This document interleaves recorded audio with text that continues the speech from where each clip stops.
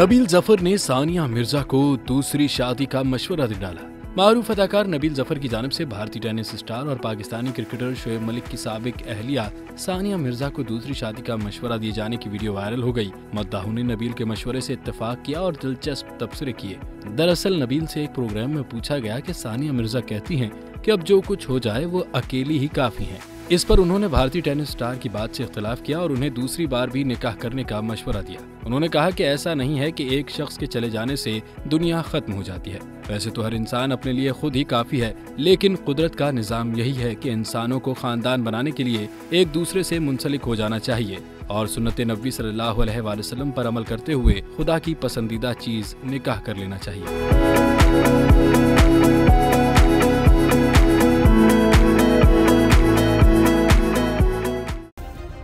Subscribe करें और bell दबाएं ताकि कोई खबर रह न जाए।